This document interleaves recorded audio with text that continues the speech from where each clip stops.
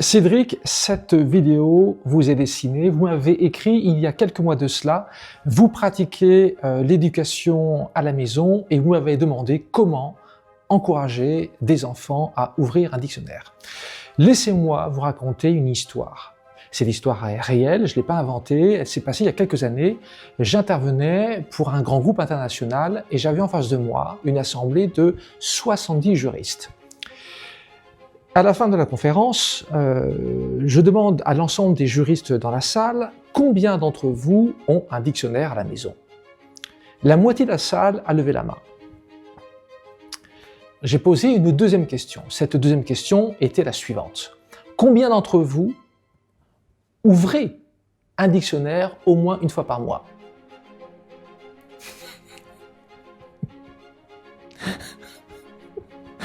Personne. Personne n'a levé la main. Je rigole, mais c'est pas drôle en fait. Mais c'est dramatique. Personne ne veut lever la main. Mais à un moment donné, il y a un monsieur qui a levé la main. Et ce monsieur me demande, Yves, comment fait-on pour donner l'envie à des enfants d'ouvrir un dictionnaire?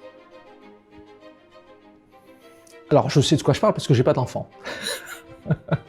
Je trouve...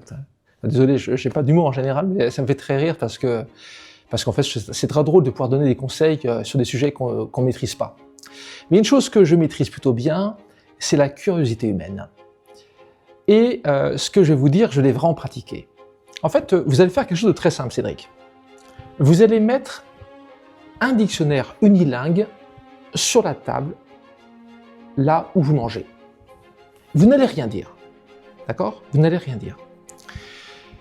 Et la prochaine fois que vous allez dîner, déjeuner, et qu'il y aura un sujet pour lequel un mot va émerger, qui pourrait faire l'objet d'une discussion, d'un début de débat, d'un désaccord, au lieu, entendez-moi bien, au lieu de dire « ouvre le dictionnaire » avec une injonction, une hiérarchie, une supériorité du parent vers l'enfant, vous allez faire quelque chose de très simple. Vous allez prendre le dictionnaire, vous allez ouvrir là où il y a le mot, vous allez le lire sans le dire de haute voix. Vous allez faire ce genre de mimique avec la tête. Intéressant, vraiment. Ah, j'ai pas vu ça comme ça. Vous fermez le dictionnaire et vous remettez sur la table. Et vous dites rien, d'accord? Et vous ne dites surtout rien. Vous allez continuer. Il va certainement à nouveau avoir, dans les minutes qui suivent, une nouvelle discussion, un nouveau mot. Et vous allez reprendre le dictionnaire et vous allez recommencer. Et vous allez dire... incroyable, jamais j'aurais pu penser que ça veut dire ça. Et vous n'allez rien dire, vous remettez le dictionnaire au milieu de la table. La troisième fois, vous recommencez. Je suis quasiment certain que la cinquième fois ou la quatrième fois, l'un des enfants va prendre le dictionnaire. Vous savez pourquoi? Parce que justement, il n'y a pas d'injonction. Parce que justement, vous allez ce qu'on appelle stimuler la curiositas, d'accord? C'est-à-dire l'appel, l'intrigue, l'envie de savoir ce qu'il y a dedans. Mais qu'est-ce qui fait que mon père, il ouvre le dictionnaire, il me dit rien, il m'oblige même pas, il me dit même pas ouvre-le. Vous voyez, il n'y a pas d'injonction. Donc ça marche très bien. Et s'ils ne le font pas la première journée, ils le feront la deuxième journée.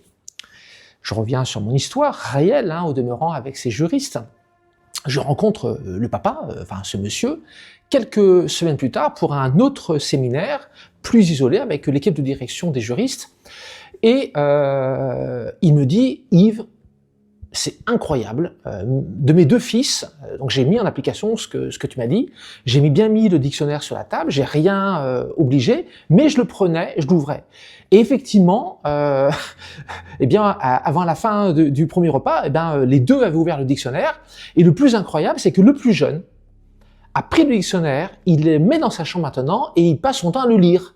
Voilà, donc cette expérience, vous pouvez la renouveler et l'appliquer facilement, que ce soit à l'école, mais surtout jouer sur un principe, ne dites pas « mais ouvre le dictionnaire, regarde ce que ça veut dire » au lieu de dire n'importe quoi. Ça, mais tout le monde déteste, autant les enfants que les adultes et les adolescents, d'accord? C'est pas le sujet de l'âge, c'est le principe.